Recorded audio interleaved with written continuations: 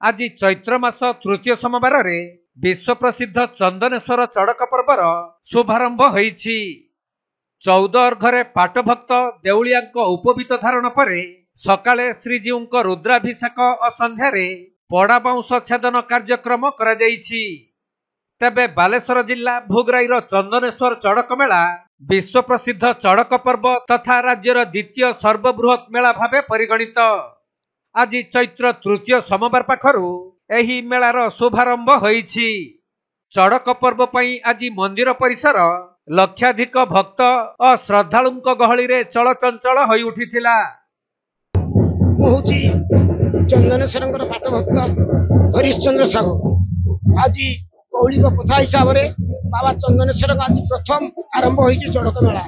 आज पाटभक्त देउलिया आउ अन्य भक्ता माने भक्ता पाखापाखि 100 ऊर्ध्व भक्ता आज कार्यक्रम मेला सब पड़ा हाँ सेटा बांस गोटे बाबा निर्देश होती घर जाई आज पड़ा बांस आम नहीं आस मंदिर को आज ये रही काली की घट उत्तोलन हम बांस को 10 अवतार भगवान दिया हम तापर मंदिर में घट उत्तोलन हम। तेबे सकाळे श्रीजीव स्वतंत्र नीतिकांति सहित रुद्राभिषेक और संध्यारे पड़ा बाउंश छेदनरु एही पर्व आरंभ होईछि। हरिबल हुलहुली शंखध्वनि रे स्थानीय अंचल रे एक आध्यात्मिक परिवेश सृष्टि होइथिला। परे मुख्य सेवायत तथा मौरसी तपन कुमार पंडा और उपमौरसी बुद्धदेव पंडा नेतृत्व रे पारंपरिक वाद्य एवं साहानाईर ताले ताले मंदिरर समस्त सेवायत उपवीतधारी भक्त मानकु नहीं बाजितपुर पंचायत अधीन दक्षिण सरिषा गाँवर झाड़ेश्वर महंती बाड़ी को पड़ा बाउंश छेदन पई बाहरी थिले। एही पड़ा बाउंश कामिना विवाह दिन श्रीजीव पालिंकी रूपे व्यवहार होइथाय। तेबे बाबा चंदनेश्वर प्रसिद्ध चड़क पर्व आरंभ हो जाइथिबारु मंदिर परिसर समेत स्थानीय अंचल रे भक्तिमय परिवेश सृष्टि होइछि। आज हेउची श्री चंदनेश्वर महादेव जी पवित्र विश्व प्रसिद्ध चड़क मेलार अमारंभ।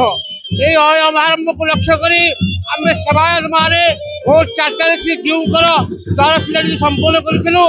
द्वार पिटा पर श्रीजीव द्वारफल पूजा नंदी पूजा एवं कर्पूर मार्जन होता। श्रीजीव अवकाश नीति संपन्न है महास्नान होता। महास्नान सरला श्रीजीव दैनंदिन सेवा पूजा आरंभ होता। 7:30 आम साहल मेला दर्शन देलु। मध्याह्न धूप 12:30 अनुष्ठित होता। पहड़ पड़ा पहड़ पड़ा 2:30 बेले 2:30 श्रीजीव महारुद्राभिषेक आम अनुष्ठित करूँ। सेवायत श्री तपन कुमार पंडा मोहन सन्यासी बुद्धदेव पंडा और अन्य सहायक मैंने समस्ते मिसी श्रीजीव महारुद्राभिषेक आम संपन्न करूँ। श्रीजीव आज्ञा बल पाई निकटस्थ बाजितपुर ग्राम जो ध्वज बाउंश कहते आम कौन पड़ा बाउंश जेहेतु ये पड़ा को पड़ा बुले बोली पड़ा बाउंश प्रकृत में ये बाउंश ही चड़क पर्वर मुख्य एक संचक एक प्रतीक जो समस्त नीतिकांति समस्त कथा जो चित्रित होता है समस्त कथा निहित थाए। तो आज ये चड़क पर्वर मुख्य काम है ध्वज बाउंश छेदन पड़ा बाउंश छेदन कार्य सरीगला। आगामी काली आरंभ हो चैत्र पर्वर समस्त नीतिकांति 5 अर्घ्य श्रीजीव कामिनी विवाह एवं 12 तारीख नील एवं 13 तारीख महापाठ पर्व अनुष्ठित हो।